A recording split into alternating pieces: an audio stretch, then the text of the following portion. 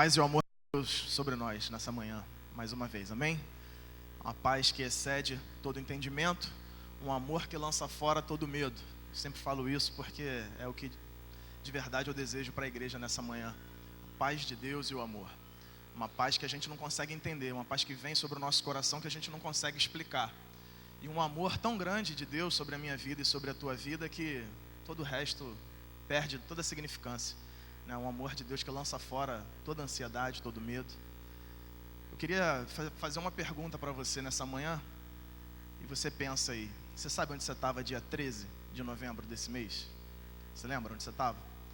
Quando você recebeu a notícia dos atentados lá em Paris? Naquele dia, no dia 13 de novembro, eu estava no trabalho, recebi aquela notícia. E no mesmo dia, o pastor Purim me fez o convite para estar aqui hoje, nessa manhã, dia 13 de novembro. E a partir de então, e a partir desse dia, e depois de todas aquelas coisas que nós vimos, um texto bíblico foi muito divulgado nas redes sociais. Um texto bíblico veio às nossas mentes, porque conhecedores da palavra que somos, a gente relembrou muitas vezes desde então o texto de Mateus capítulo 24, e é sobre esse texto que eu queria refletir com os irmãos nessa manhã. Evangelho de Mateus, capítulo 24, a partir do verso 3.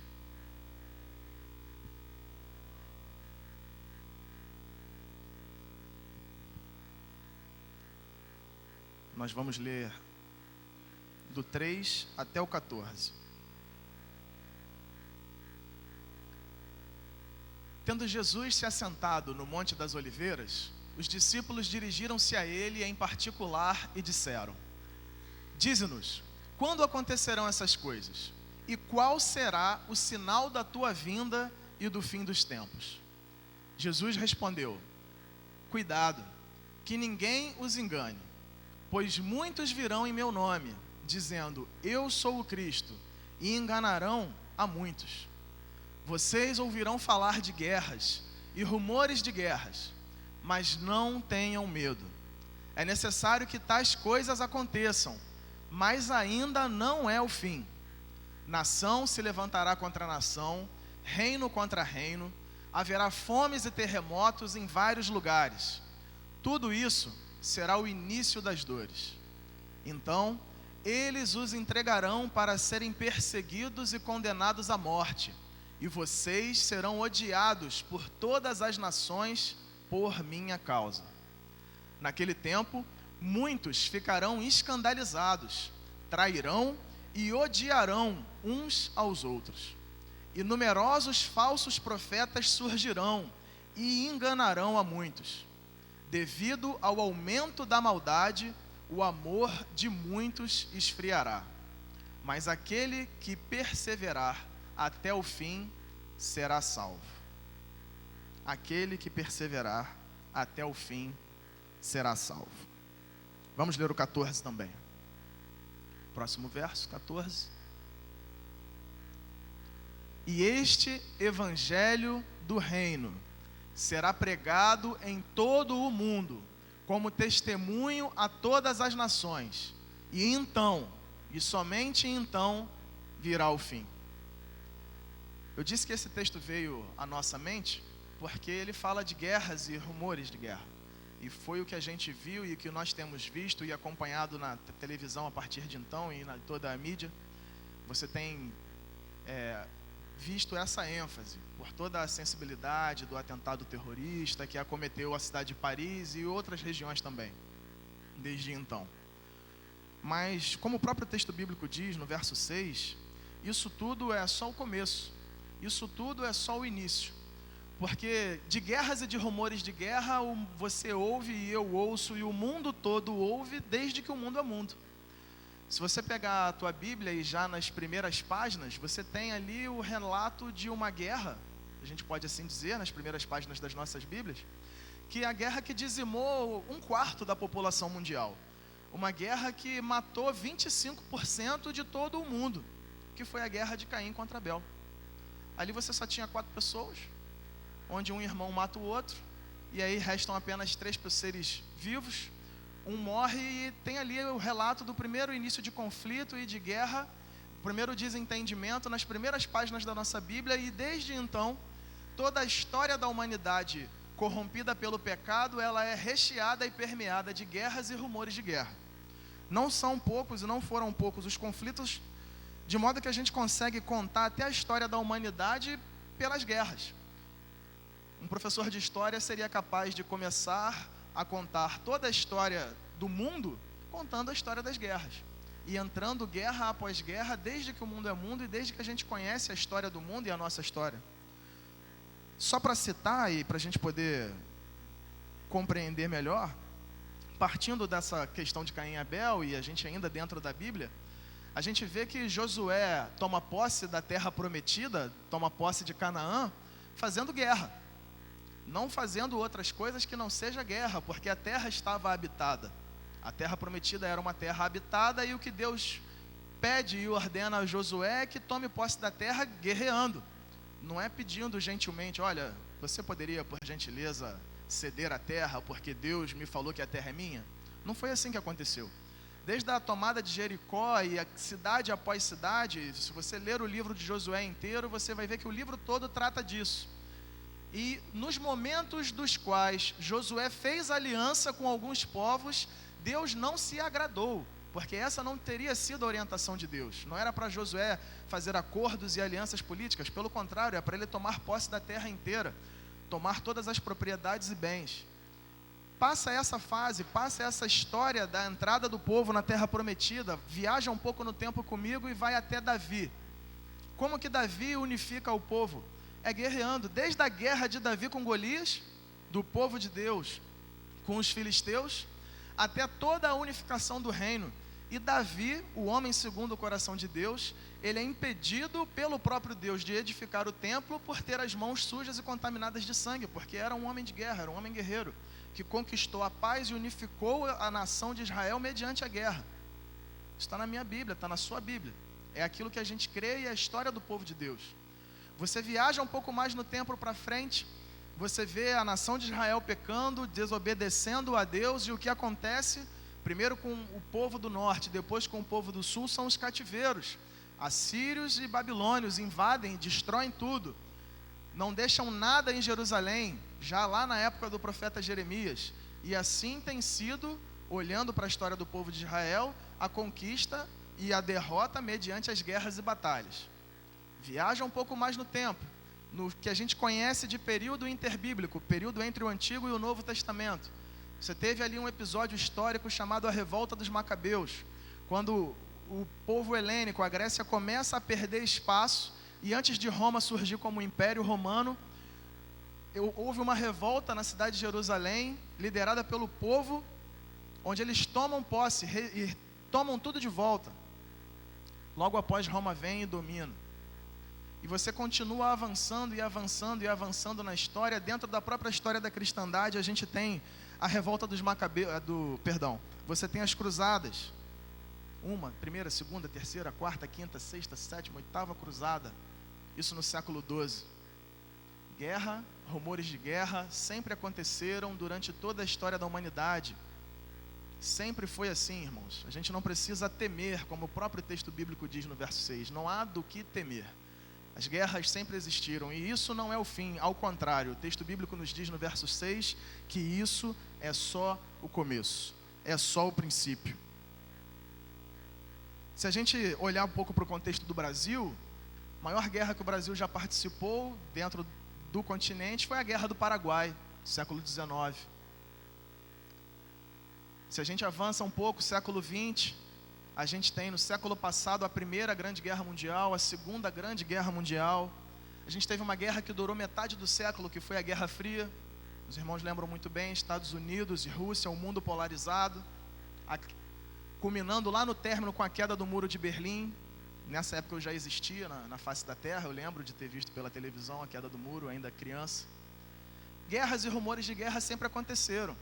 E para terminar esse panorama histórico, que eu só estou falando tudo isso para introduzir, se você pegar essa data, 13 de novembro, e olhar só o século passado, 3 fatos históricos aconteceram. O primeiro deles foi em 1943, a criação da FEB, a Força Expedicionária Brasileira que lutou a representação do Brasil na Segunda Guerra. A FEB foi criada em 13 de novembro.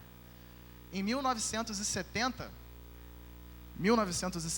no dia 13 de novembro, um homem chamado Hafez al-Assad tomou o poder na Síria e foi presidente da Síria de 70 a 2000. Quando ele morre, assume o filho dele, Bashar al-Assad. Talvez você lembre desse nome dos jornais, porque ele é presidente da Síria até hoje, do ano 2000 até hoje.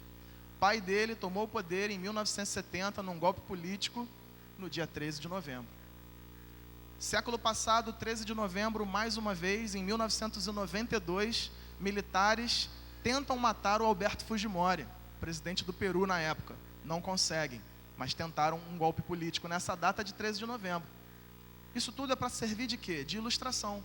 Para você entender que as conspirações e guerras e rumores de guerra fazem parte do nosso dia, fazem parte do nosso cotidiano, e a Bíblia não erra e nunca errará quando ela afirma: não tenham medo.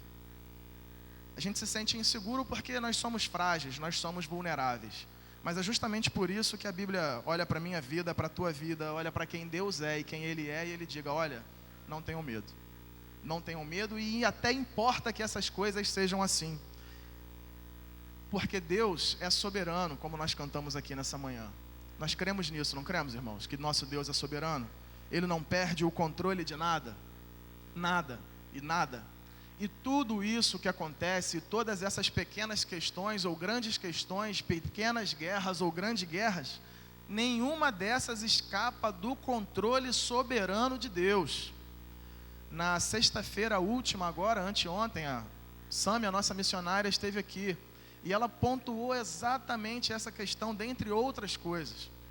Que tudo isso que acontece no Estado Islâmico, assumindo controle de cidade após cidade, toda essa questão de refugiados, e tudo isso não foge do controle de Deus. E ela, por ter acesso às informações, por conviver e respirar essa atmosfera, passou uma informação interessantíssima para a gente. Que a igreja na Alemanha, que era uma igreja morta, uma igreja onde havia, além de poucas pessoas, pessoas de pouquíssima fé e de pouquíssima vivência cristã, a igreja na Alemanha revive, ressurge e experimenta um reavivamento mediante as conversões desses refugiados, que saíram da Síria, batem lá na Alemanha e lá vão conhecer o Evangelho. É Deus soberanamente movimentando as águas, porque como nós não temos acesso à Síria, ou os missionários lá no campo não são tantos quantos deveriam ser, porque a seara é grande e poucos os trabalhadores, Deus move as águas, pega aquele povo sírio, manda para a Alemanha para eles poderem ouvir a palavra de Deus e lá na Alemanha se converterem. E ela relatou aqui mais de 4.000 conversões ao Evangelho na Alemanha. É um avivamento naquele país. É Deus movendo as águas soberanamente. Nosso Deus é soberano e em nenhum momento Ele deixou de ser Senhor, em nenhum momento Ele deixou de ser Rei sobre o mundo por Ele criado e até mesmo sobre a tua vida e sobre a minha vida. Nosso Deus é soberano, irmão, sobre todas as coisas. Às vezes nós estamos em conflito, nos nossos conflitos individuais, vivendo as nossas guerras, as nossas batalhas do dia a dia, mas Deus não deixou de ser soberano. Deus não deixou de ser Senhor em nenhum momento, em nenhuma hipótese. O que a gente precisa é reconhecer e nos render a esse Deus todo soberano e todo poderoso. E o que eu queria pensar com os irmãos é a partir do que diz o verso 9 de Mateus 24. Porque esse Deus soberano diz algo para mim e para você e revela na palavra algo que vai acontecer com a igreja. Mateus 24, 9 diz assim: então eles os entregarão para serem perseguidos e condenados à morte, e vocês serão odiados por todas as nações por minha causa. Eles os entregarão para serem perseguidos e condenados à morte, e vocês serão odiados por todas as nações por minha causa. Nós temos duas coisas aqui. A primeira delas é a perseguição. A perseguição por sermos testemunhas de Jesus, por carregarmos o nome. No grego, ele não fala a palavra causa, ele fala o nome. nós vamos ser perseguidos, a igreja vai ser perseguida por causa do nome de Jesus, por ser identificada com a pessoa de Jesus. Isso sim, por isso e só por isso já é motivo suficiente para a igreja ser perseguida, por carregar o nome. E se você parar para pensar, é tudo o que temos e tudo o que somos é por causa do nome de Jesus, nome sobre todo nome.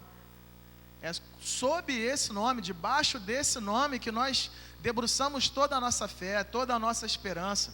É por causa desse nome de Jesus que nós nos reunimos aqui, dominicalmente, e que vivemos diariamente a nossa experiência de fé, por causa do nome de Jesus.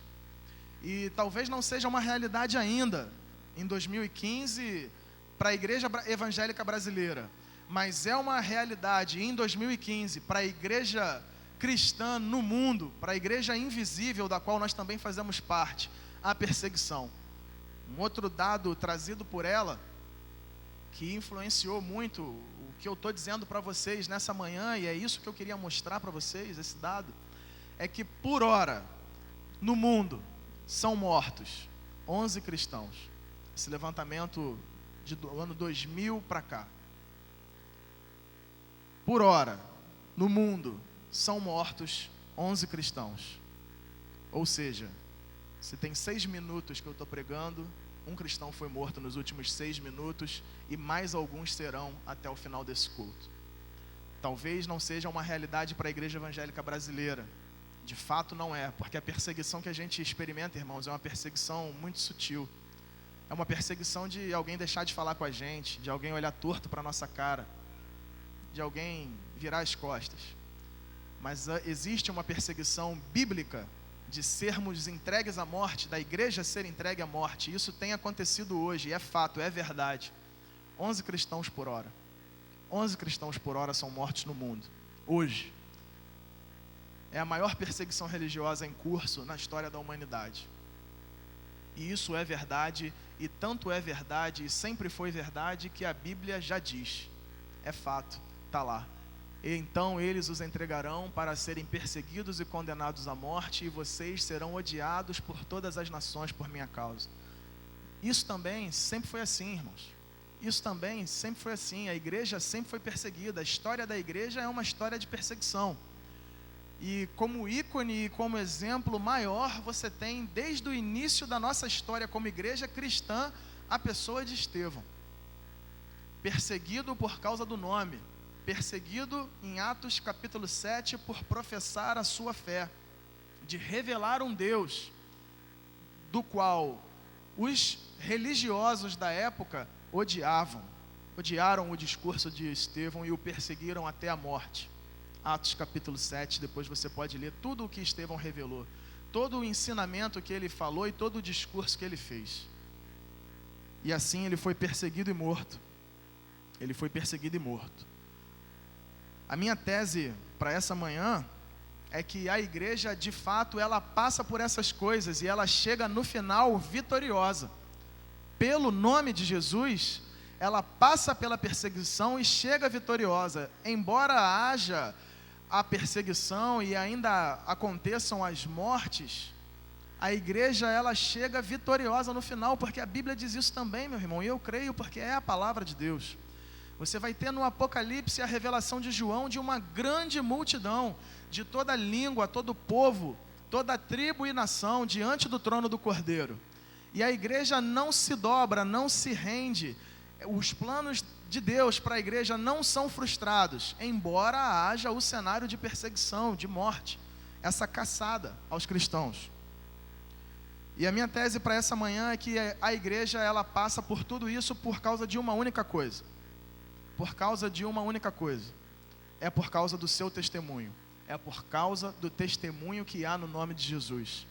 A mesma coisa que gera em nós, ou gera para nós a perseguição, gera para nós o escape, gera para nós e gera para a igreja a possibilidade de vencer no final. A igreja segue vitoriosa, embora siga perseguida por conta do nome de Jesus, e isso o próprio texto nos diz e nos mostra claramente que a igreja precisa testemunhar 3 coisas. 3 coisas. E nós vamos pensar nessa manhã sobre essas 3 coisas. No original do grego, a palavra testemunhar, ela é do radical martírio ou mártir, de forma que aquele que vai a um tribunal e presta um depoimento ou um testemunho, ele é um mártir. Aquele que testemunha algo, algum fato para alguém, é um mártir. E a gente precisa recuperar esse papel do mártir, da testemunha, porque a conotação que nós temos de mártir na língua portuguesa, a gente lembra de Tiradentes, né, que foi o mártir da Inconfidência Mineira, mártir porque morreu. Mas essa concepção de quem é mártir e quem é testemunha morre, ela é forte e ela acontece dentro da igreja, por causa do testemunho da igreja. Entende o que eu estou falando? Todo aquele que testemunha é um mártir, mas o mártir que morre, morre por causa do testemunho. E o testemunho que é capaz de matar é o nosso testemunho. É o testemunho do nome de Jesus e é o único testemunho pelo qual vale a pena morrer, meus irmãos. O único nome pelo qual importa que nós entreguemos a nossa própria vida. Não foi assim que aconteceu comigo e contigo? Quando a gente decidiu não viver mais para nós mesmos e viver uma vida inteira para Deus. Abrir mão das nossas vontades, dos nossos sonhos, daquilo que nós tínhamos como concepção de quem nós éramos. E redescobrimos a nossa identidade em Deus.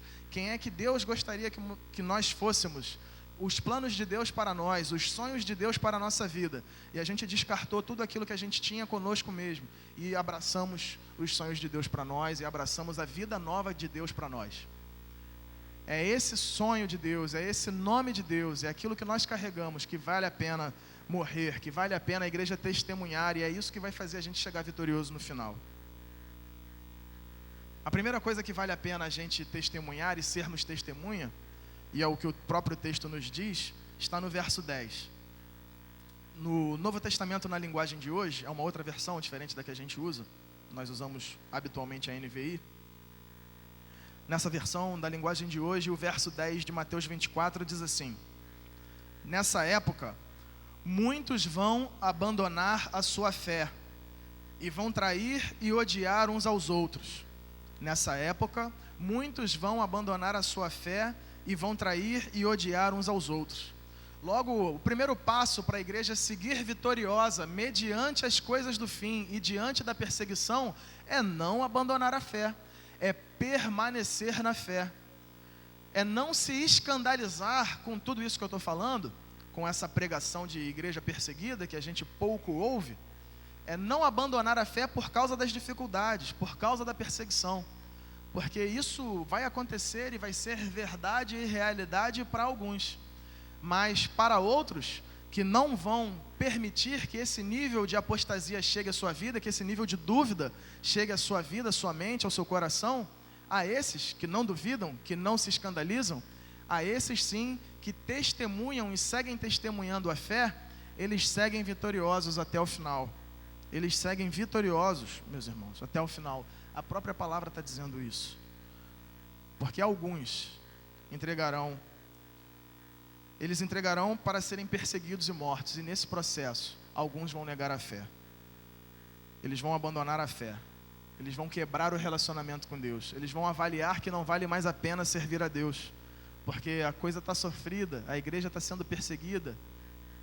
E tudo o que o Evangelho não é uma vida de conforto. Tudo o que o Evangelho não é, para esse mundo, é uma vida de conforto.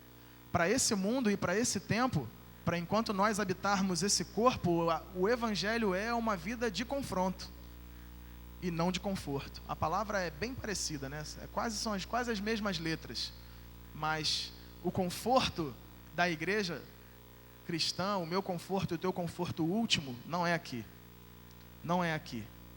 E infelizmente a gente vive e convive cotidianamente com as tentações de vivermos uma vida confortável nesse tempo, de vivermos uma vida confortável e prazerosa aqui e agora, quando o que a Bíblia tem para mim e para você é confronto, é o tempo todo o evangelho de confronto, é o tempo todo o evangelho do negar-se a si mesmo, tomar a cruz de Jesus e segui-lo no caminho, não levando nada com você mesmo, não levando cinto, nem alforge, nem duas capas.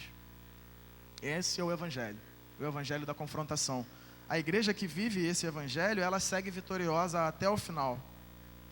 nessa quebra de relação com Deus, o próprio texto, no verso 10, diz que não só vão se escandalizar e abandonar a fé, como essa igreja que não segue vitoriosa, vai começar a haver traição dentro do meio da igreja.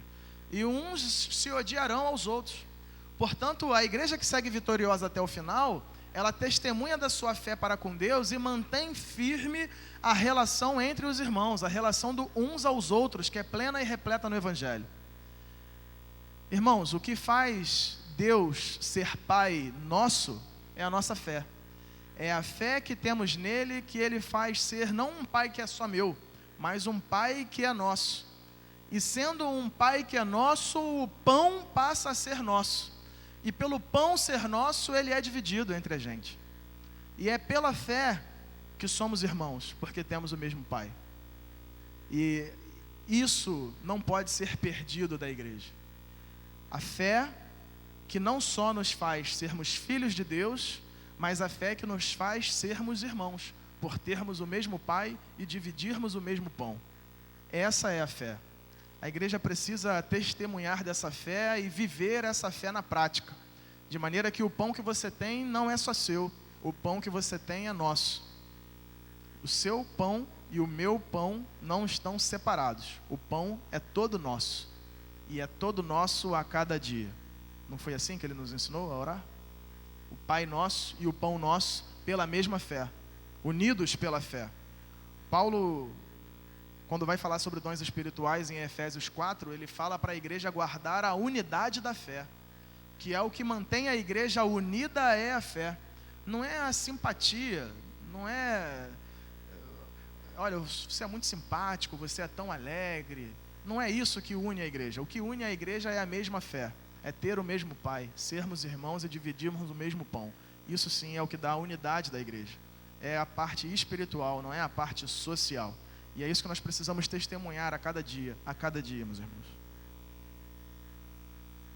O próximo verso, o verso de número 12 e verso de número 13, nos diz um segundo elemento, que a igreja que é mártir e a igreja que testemunha, precisa testemunhar para além da fé. Ela precisa testemunhar do amor de Deus. Ela precisa testemunhar, além da fé, ela precisa testemunhar do amor de Deus. Ainda na linguagem de hoje, porque na NVI nós já lemos, o verso 12 e 13 diz assim: a maldade vai se espalhar tanto que o amor de muitos esfriará, mas quem ficar firme até o fim será salvo. A maldade vai se espalhar tanto que o amor de muitos esfriará, mas quem ficar firme até o fim será salvo. A igreja que segue vitoriosa é a igreja a qual o amor não se esfria diante da maldade. É a igreja a qual o amor não se esfria diante da maldade, porque ela ama o amor de Deus, porque ela ama um amor incondicional, um amor infinito, um amor que se doa e está disposto a se entregar até a morte. Esse foi o amor com o qual Deus, a medida do amor com que Deus nos amou, um amor capaz de se entregar à morte por nós. E a igreja que segue vitoriosa até o final, não é a igreja que testemunha um amor que se cala. Olha como é que o mundo está, a maldade do mundo, e a maldade aumentará, é o que a Bíblia diz no verso 12, a maldade vai aumentar tanto, que o sentimento de alguns vai ser de amar menos. O mundo está tão mal, os homens são tão perversos, que nós seremos tentados e desencorajados a deixar de amar, a abandonar o mundo à sua própria sorte. E é o que está escrito no verso 12, que o amor vai se esfriar pelo aumento da maldade. Esse é o nosso desafio, enquanto igreja vitoriosa, que queremos ser e seremos, em nome de Jesus, é amar um amor que não se esfria diante da maldade. É amar o amor de Deus, o mesmo amor, a mesma medida. Eu já falei isso aqui numa última vez que eu preguei e vou repetir, porque Paulo repetiu várias vezes a mesma coisa e ele disse que era segurança para aqueles que o ouviam. A medida do amor é João 13, 34. Não é aquilo que a gente já ouviu de cós salteado, que Jesus nos ensinou a amar o próximo como a nós mesmos. Jesus não ensinou isso. Jesus não ensinou que nós devemos amar o próximo como a nós mesmos. Jesus ensinou, em João 13:34, ele disse: um novo mandamento eu vos dou, que vos ameis uns aos outros, com o mesmo amor que eu vos amei. A medida de amor que deve haver na igreja não é eu amar o próximo como a mim, como o meu semelhante ali, um amor fraternal, eu amo a ele como me amo. Não, eu tenho que amar o próximo com o amor que Deus me amou. E aí, meu irmão, não há medidas para esse amor. Está lá, foi projetado. Um novo mandamento lhes dou: amem-se uns aos outros como eu os amei. Vocês devem amar-se uns aos outros com esse amor, com o amor de Deus, a medida do amor de Deus. Um amor onde Deus se esvaziou, tomou a forma humana, habitou aqui no meio dessa terra, sofreu o calor que nós sofremos aí no dia de hoje, morreu numa cruz, sangrou, transpirou sangue por amor a nós. O amor da igreja que não se esfria diante da maldade é esse amor onde a igreja soa o sangue. Soa o sangue. Não é fazer o que dá, fazer o que pode e até aqui dá para ir. Não, irmãos, é ir até as últimas consequências, porque Deus, no plano de redenção da raça humana, para me salvar, Ele foi até as últimas consequências e morreu na cruz por mim. Ele morreu na cruz por você. E esse mesmo amor é o amor que deve motivar uns aos outros e motiva a igreja que vence. Mas é claro, e é óbvio, e o próprio texto bíblico diz em Mateus 24, 12 e 13, que o amor de muitos vai se esfriar porque a maioria não ama assim. Infelizmente, a maioria de nós não ama assim e tanto não amará assim porque ele diz que os que serão salvos e se chegarão vitoriosos devem permanecer e prevalecer até o final. Infelizmente, no caminho, muitos vão ficar. O texto diz: o amor de muitos vai se esfriar. Então, quando eu trago essa mensagem num domingo de manhã, no dia 29 de novembro, a uma hora dessa, é para que o teu amor não esfrie. Só para isso. O objetivo é só fazer com que você não acompanhe a maioria. Porque ele está dizendo que a maioria vai ser perseguida, a maioria vai abandonar a fé. A maioria vai ser perseguida, a maldade vai ser tanta que o amor da maioria vai se esfriar. E o objetivo dessa palavra nessa manhã é te tirar do meio da maioria, para que você não vá com a maioria e que para você ser bíblico, refletir na palavra, ter um encontro com a palavra, ter um encontro verdadeiro com a pessoa do Cristo nessa manhã e se reposicionar diante de tudo isso que acontece no mundo. E perguntar para Deus qual é o teu papel de testemunha no mundo. Onde é que você se encaixa como mártir, como proclamador das verdades de Deus no mundo, e indo na contramão, nadando contra a corrente da falta de fé, da falta de amor. E para terminar, o último ponto onde a igreja vai testemunhar e a igreja que é vitoriosa vai prevalecer, além do testemunho da fé e do testemunho do amor, é o testemunho da esperança. Mateus capítulo 24, verso 14.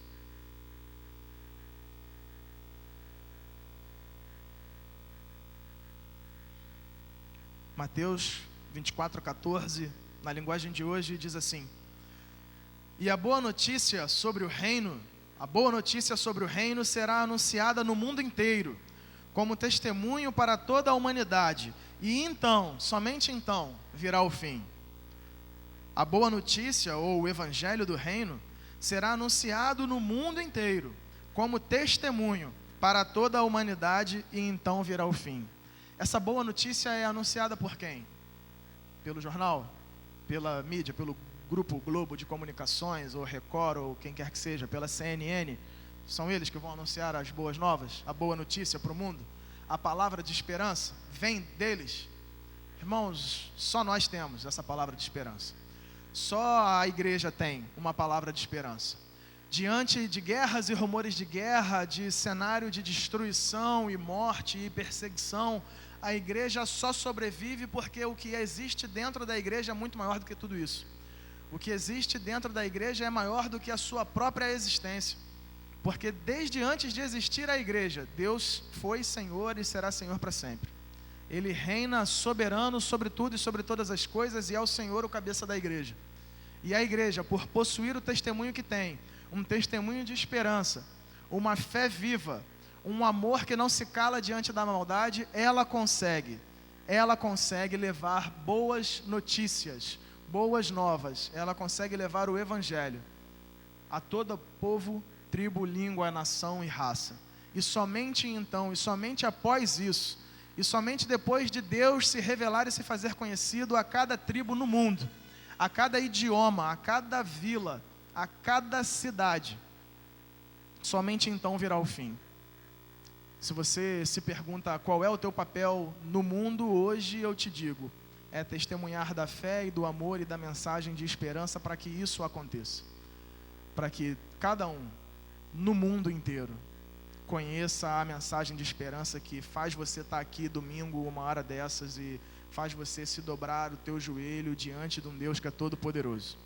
Porque eu tenho certeza que você não espera desse Deus somente nessa vida. A tua esperança em Cristo não está somente aqui. Não é só para resolver as dificuldades do agora, do tempo presente.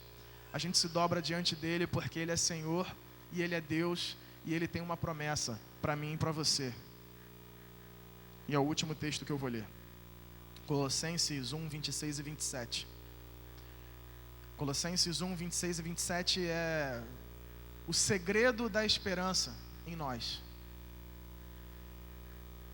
O mistério que esteve oculto durante épocas e gerações, mas que agora foi manifestado a seus santos, a ele quis Deus dar a conhecer entre os gentios a gloriosa riqueza desse mistério. Qual é a gloriosa riqueza de um mistério que esteve oculto durante séculos e séculos? Isso é o que a Bíblia está dizendo. Teve um segredo que ficou oculto de todo mundo. Durante séculos e séculos houve um segredo da parte de Deus. Mas agora, em Cristo, isso foi revelado. E Paulo está falando à igreja de Colosso. É Cristo em vocês, a esperança da glória. É Cristo em nós, a esperança de um mundo caído. É Cristo em mim, em Cristo em você. É sermos testemunhas dessa fé e desse amor e dessa esperança. É sermos revelação do Cristo no mundo. É a igreja sinalizando e sendo o corpo do Cristo. Pregando e anunciando o Evangelho, sendo sal e luz. Essa é a esperança da glória. Não é a esperança de refrear a maldade que vai aumentar, irmãos, porque a Bíblia diz que se a maldade vai aumentar, a maldade vai aumentar. Se a Bíblia diz que a maldade vai aumentar e o amor vai esfriar, é isso que vai acontecer. A maldade vai aumentar e o amor vai esfriar. Se a Bíblia diz que a igreja vai ser perseguida e muitos serão mortos, a igreja vai ser perseguida e muitos serão mortos. E a Bíblia diz, e isso assim acontece porque a Bíblia é a palavra de Deus e o Deus da palavra controla todas as coisas. Nada do que está dito pode ser descumprido. Deus não perdeu a mão, não criou a natureza, formou o homem, fez separação das águas e foi embora. Ele continua aqui, vivo, regulando, controlando tudo sob o domínio das mãos dele. E ele ocultou durante séculos e gerações uma verdade maravilhosa, que Cristo está em nós. E essa é a esperança da glória. Cristo está em mim, Cristo está em você. E nós juntos, enquanto corpo de Cristo, podemos levar essa mensagem de esperança no mundo. Então, quando a gente olha para 13 de novembro, os atentados em Paris, ou quando a gente olha para Minas Gerais, nisso que o pastor Marcos Coelho falou agora há pouco, a gente consegue entender que a gente não está lá levando água mineral, a gente está lá levando Jesus Cristo. A gente não está lá para reconstruir casa e tirar lama, mas é reconstruindo casa e tirando lama, revelando a pessoa de Jesus Cristo. A gente não está lá para fazer boa ação e ponto final. A gente está lá para reconstruir e dar dignidade a todo aquele povo e, ao fazer isso, revelar a pessoa de Jesus Cristo. Cristo em nós, a esperança da glória. Paulo em Romanos 8 vai dizer que o mundo geme aguardando a manifestação dos filhos de Deus. O mundo está agonizando, esperando a nossa manifestação, com que nós revelemos esse Cristo que está em nós. Foi isso que eu vim falar aqui nessa manhã. E é isso que eu quero te despertar. Para que esse Cristo que já está dentro de você e que é a tua esperança numa glória eterna, seja revelado. Para que você seja um mártir. Para que você seja uma testemunha da fé, do amor e dessa esperança que te motiva e me motiva a cada dia. Não podemos, irmãos, Atos capítulo 4, verso 20, não podemos deixar de falar daquilo que temos visto e ouvido. Não podemos deixar falar. Não podemos nos calar. Amém? Vamos orar? Pai, nós te somos gratos pela Tua palavra revelada e já te agradecer, ó Deus, pela existência da Bíblia, porque é a partir dela que nós encontramos o manual para vivermos essa vida. Obrigado pela orientação do Teu Espírito Santo a cada dia e falando a cada coração, mostrando, ó Pai, o que deve ser falado, como deve ser falado e que passo deve ser dado.